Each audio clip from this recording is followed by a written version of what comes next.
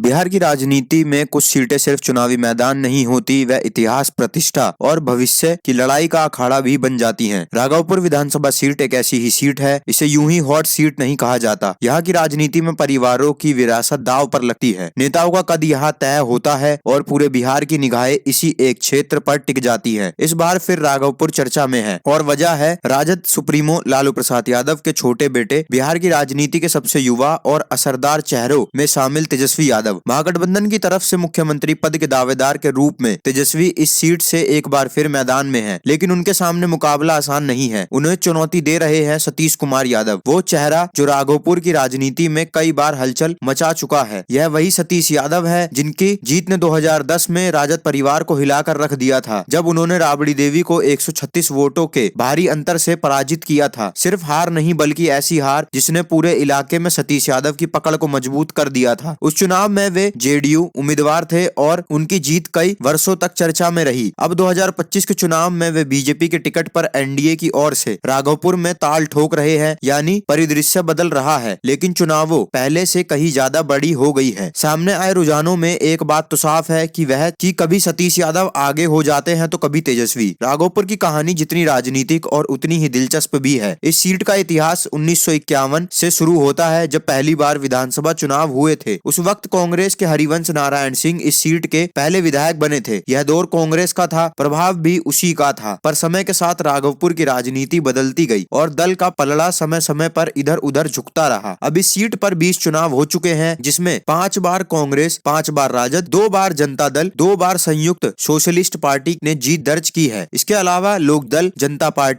Party secular, Jansangh secular party और JDU, इन सब की जीत एक एक बार हो चुकी है। यह बताता है कि राघवपुर किसी एक दल का जहागीर नहीं है। यह जनता अपना फैसला परिस्थितियों, मुद्दों और स्थानीय समीकरणों के आधार पर हर बार नए तरीके से देती रही है। लेकिन राजद के यह सीट खास है और एक बार और दिलचस्प बात है कि यह 3 बजे तक का आंकड़ा यह है कि तेजस्वी यादव यहाँ 10,000 वोटों से पीछे चल रहे हैं। चलिए आपको इस सीट का समीकरण समझाते हैं। यादव बहुल क्षेत्र होने के कारण राघवपुर हमेशा से लालू प्रसाद यादव के प्रभाव वाले इलाकों में गिना जाता रहा है। यहाँ लगभग 30% यादव वोटर हैं, जिन्हें लंबे समय से आरजेडी की परंपरागत वोट माना जाता है। यह वोट सीधे राजद की झोली में जाते माने जाते हैं और इसी वजह से राघवपुर को यादव पॉलिटिक्स का केंद्र भी कहा जाता है। इसी सामाजिक समीकरण के राघवपुर को तेजस्वी यादव का राजनीतिक होम ग्राउंड भी बना दिया गया है। आपको बता दें कि 2010 में राबड़ी देवी की हार के बाद यह सीट राजद के लिए प्रतिष्ठा का सवाल बन गई थी। फिर 2015 में तेजस्वी यादव मैदान में आए और उन्हें अपनी मां की हार का बदला लेते हुए जीत दर्ज की। उनकी जीत ने एक बार फिर राजद की पकड़ को मजबूत किया। इसके बाद 2020 में तेजस्वी ने राघवपुर से जीत हासिल की और अब वह लगातार तीसरी बार उसी सीट से थमे हुए हैं। मानो यह सिर्फ विधानसभा सीट न होकर एक विरासत हो, जिसे संभालना भी है और बचाए भी रखना है। लेकिन इस बार मुकाबला पहले जैसा सरल नहीं है। सतीश कुमार यादव का मैदान में उतरना चुनाव को त्रिकोणीय नहीं, बल्कि राजनीतिक रूप से बहुआयामी बना देता है। यह न सिर्फ बीजेपी के उम्मीदवार है, बल्कि राघवपुर की स्थानीय राजनीति में एक बड़ी स्थायी पहचान भी रखते हैं। 2010 की जीत के बाद अब भी चर्चा में है, क्योंकि राघवपुर जैसे यादव प्रभावशाली सीट पर राजद परिवार को हराना आसान नहीं था। लेकिन सतीश ने यह कर दिखाया था और ऐतिहासिक अंतर से किया था। अब 2025 में जब वह एनडीए के उम्मीदवार के रूप में उतरे हैं, तो उनके पीछे संगठन, संसाधन और सत्ता की बड़ी ताकत खड़ी है। यह मुकाबला स्वाभाविक रूप से कई ज्यादा कड़ा हो जाता है। ऐसे में यह देखना दिलचस्प रहने वाला है कि यहाँ पर सतीश यादव जीतेंगे या तेजस्वी यादव। मगर ये यादव बहुल समाज किसको अपना वोट देकर यहाँ से जीत हासिल करवाने वाला है, यह तो रात तक साफ हो जाएगा। बाकी बिहार चुनाव